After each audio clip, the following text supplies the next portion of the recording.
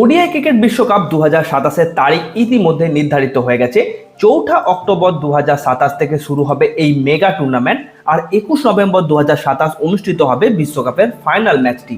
কিন্তু এখন সব থেকে বড় প্রশ্ন হচ্ছে কোন কোন দেশ এতে অংশগ্রহণ করবে, কোন নতুন ফরম্যাটে এই বিশ্বকাপ খেলা হবে। চলুন আপনাদের পুরো বিষয়টি বিস্তারিতভাবে জানিয়ে দিই। তবে তার আগে ভিডিওটি ভালো লাগলে একটি লাইক করবেন, আর চ্যানেলে নতুন হলে সাবস্ক্রাইব করে বেল আইকনটি প্রেস করে রাখবেন। আপনারা সবাই জানেন এবারের বিশ্বকাপ 3টি দেশ দক্ষিণ আফ্রিকা, জিম্বাবুয়ে এবং নামিবিয়া যৌথ আয়োজনে অনুষ্ঠিত হতে চলেছে। কিন্তু এতদিন পর্যন্ত কোথায় কোথায় ম্যাচ হবে, কোন কোন স্টেডিয়ামে বিশ্বকাপের ম্যাচগুলো অনুষ্ঠিত হবে সেটা পুরোপুরি পরিষ্কার ছিল না। তবে এবার সেই অপেক্ষার অবসান ঘটেছে। 2027 বিশ্বকাপের ম্যাচ অনুষ্ঠিত হবে মোট 12টি স্টেডিয়ামে। এই টুর্নামেন্টে অংশ নেবে 14টি দল এবং এবারের বিশ্বকাপে দেখা যাবে একেবারে নতুন ফরম্যাট। দেখুন, 2023 সালের বিশ্বকাপে যেখানে মাত্র 10টি দল খেলেছিল এবং প্রত্যেক দল একে অপরের বিরুদ্ধে ম্যাচ খেলেছিল, এবার কিন্তু সেই ফরম্যাট থাকছে না, আবারও ফিরছে পুরনো দিনের মতো সুপার 6 ফরম্যাট। দক্ষিণ আফ্রিকার জোহান্সবার্গে আয়োজিত এই বিশেষ অনুষ্ঠানের মাধ্যমে আইসিসি ওডিআই বিশ্বকাপ 2027-এর সমস্ত ভেন্যুর ঘোষণা করে দিয়েছে। এই মেগা ইভেন্টে মোট 57টি ম্যাচ খেলা হবে। ভেন্যুর কথা বললে সব থেকে বেশি 8টি স্টেডিয়াম থাকবে দক্ষিণ আফ্রিকার। এর মধ্যে রয়েছে বিশ্বের অন্যতম বিখ্যাত ক্রিকেট মাঠ জোহান্সবার্গের ওয়ান্ডারার স্টেডিয়াম, কেপটাউনের নিউজিল্যান্ড ক্রিকেট স্টেডিয়াম, ডারবানের Kingsmead, Saint George's park, Mangaung oval, Boland park এবং বাফেলো পার্ক। অন্যদিকে জিম্বাবুয়ে 3টি শহরও বিশ্বকাপের ম্যাচ আয়োজনের সুযোগ পাবে। আর নামিবিয়ার রাজধানী উইকহোঙ্গে এইবার প্রথমবারের মতো ওয়ানডে বিশ্বকাপের ম্যাচ অনুষ্ঠিত হতে চলেছে। এই বিশ্বকাপকে ঘিরে দক্ষিণ আফ্রিকা, জিম্বাবুয়ে এবং নামিবিয়া এই 3টে দেশের ক্রিকেটের উন্মাদনা এখন তুঙ্গে। তবে এবারে বিশ্বকাপ শুধু ভেন্যুর কারণে নয়, বরং নতুন 3 স্টেজ ফরম্যাটের কারণেও বিশেষভাবে আলোচনায় রয়েছে। এই 3 স্টেজ ফরম্যাটের অর্থ হলো পুরো টুর্নামেন্টটি 3টি আলাদা আলাদা ধাপে অনুষ্ঠিত হবে।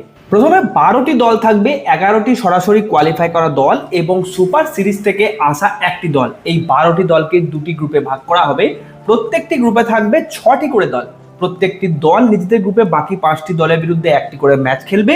এরপর 2 গ্রুপের সেরা 3টি দল সরাসরি পরের রাউন্ডে যাবে।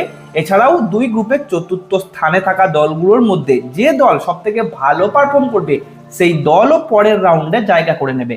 অর্থাৎ গ্রুপ স্টেজ থেকে মোট 7টি দল যাবে পরবর্তী পর্বে। এরপর আসবে রাউন্ড 3 বা সুপার 7।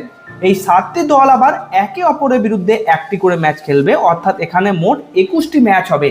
সুপার 7-এর পয়েন্ট টেবিলের সেরা 4টি দল সরাসরি সেমিফাইনালে চলে যাবে। তারপর হবে নকআউট পর্ব। প্রথম সেমিফাইনালে সুপার 7-এ প্রথম স্থানে থাকা দল খেলবে চতুর্থ স্থানে থাকা দলের বিরুদ্ধে, আর দ্বিতীয় সেমিফাইনালে দ্বিতীয় স্থানে থাকা দল মুখোমুখি হবে তৃতীয় স্থানে থাকা দলের বিরুদ্ধে। 2 সেমিফাইনালে বিজয়ী দল চলে যাবে সোজা মহা ফাইনালে। আইসিসির মতে এই নতুন ফরম্যাটের ফলে টুর্নামেন্ট আরো বেশি রোমাঞ্চকর হয়ে উঠবে এবং প্রত্যেকটি ম্যাচের গুরুত্ব আরো অনেকটাই বেড়ে যাবে। এবার যদি বিশ্বকাপের অন্যতম শক্তিশালী দলগুলোর কথা বলি, তাহলে এখানে অবশ্যই থাকবে ভারত, অস্ট্রেলিয়া, নিউজিল্যান্ড, আয়োজক দেশ দক্ষিণ আফ্রিকা, ইংল্যান্ড, বাংলাদেশ, পাকিস্তান। সবার নজরে থাকবে বর্তমান চ্যাম্পিয়ন অস্ট্রেলিয়া এবং ভারতের দিকে। অস্ট্রেলিয়া 2023 সালে ভারতে অনুষ্ঠিত বিশ্বকাপের ফাইনালে ভারতকে হারিয়ে ট্রফি জিতেছিল। এইবার তারা সেই শিরোপা ধরে রাখার লক্ষ্যেই মাঠে নামবে। অন্যদিকে ভারতীয় দল 2023 সালের সেই ফাইনালের হার ভুলে নিজেদের ঘরের মাঠের বাইরে বিশ্বকাপের ট্রফি জিতে প্রতিশোধ নিতে চাইবে। তাই আপনারাও তৈরি হয়ে যান, কারণ 2027 ওয়ানডে বিশ্বকাপ শুধু একটি ক্রিকেট টুর্নামেন্ট নয়, বরং দক্ষিণ আফ্রিকা, জিম্বাবুয়ে, নামিবিয়া এই 3 দেশ জুড়ে হতে চলেছে এক ঐতিহাসিক ক্রিকেট মহা উৎসব। এখন দেখার বিষয়, অস্ট্রেলিয়া কি তাদের আধিপত্য ধরে রাখতে পারবে, নাকি বিশ্ব ক্রিকেট পাবে নতুন এক চ্যাম্পিয়ন? আপনাদের মত কমেন্ট বক্সে জানান। ভিডিওটি ভালো লাগলে লাইক করুন, চ্যানেলটিকে সাবস্ক্রাইব করে বেল আইকনটি প্রেস করে রাখবেন। ধন্যবাদ।